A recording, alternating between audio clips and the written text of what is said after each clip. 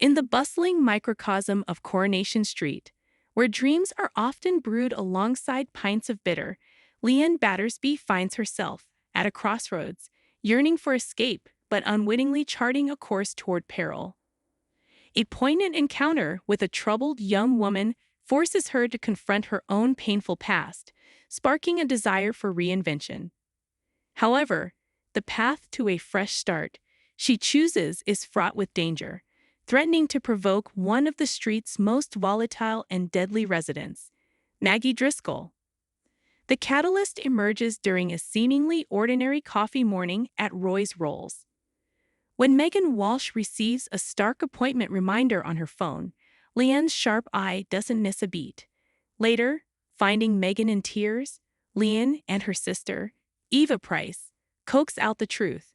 Megan is pregnant and plans to terminate the pregnancy that very day.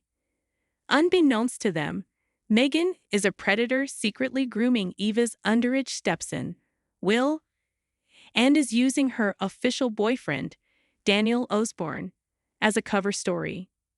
Megan's crisis unexpectedly holds up a mirror to Leanne's own soul. With raw empathy, Leanne draws from her deepest well of grief and love, the story of her son Oliver. Conceived from a one-night stand with Steve McDonald at a time she believed she was infertile, Oliver was her miracle baby. His tragic death from mitochondrial disease remains an open wound, a defining chapter of loss. "He's gone now," Leanne tells Megan, her voice thick with memory. "But I don't regret it. And I wouldn't change it for the world." Her advice to Megan to pause and reflect goes unheeded, but the conversation leaves Leanne profoundly shaken, stirring long-buried feelings of stagnation and sorrow. That evening in the Rover's return, a restless Leanne unloads on Eva. "What am I still doing here? Working in a curry house, those rainy cobbles." She despairs, the gloomy weather mirroring her internal state. Yearning for sunlight and space from her ghosts, she resolves to sell her share in Speed Doll and seek a new life somewhere hot, a place with no memories and no baggage. It is in this vulnerable, impulsive moment that Eva seizes an opportunity. Their conversation is interrupted by Maggie's trademark nagging, as she berates Eva for drinking on the job. While Leanne scorns Maggie's overbearing manner, Eva proposes a radical, exciting alternative. Instead of fleeing, why not buy out Maggie's share and run the Rovers together?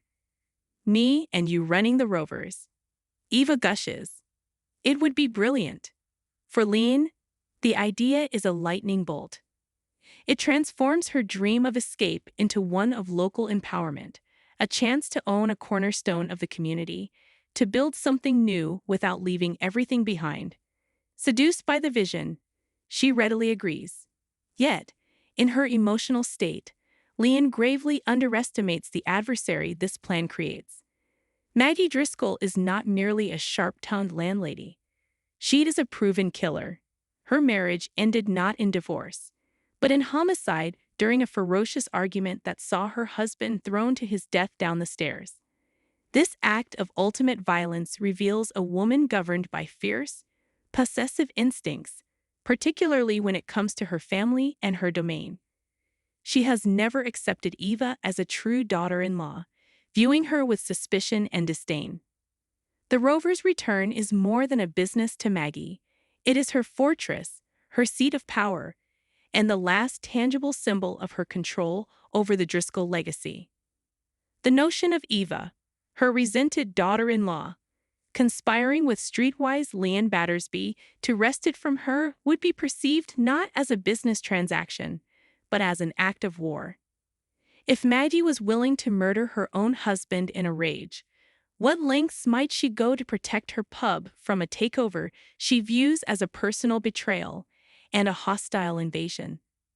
Leanne, in seeking a future free from the pain of the past, is blindly stepping onto a battlefield. Her agreement with Eva is more than a business decision. It is a direct challenge to a murderer.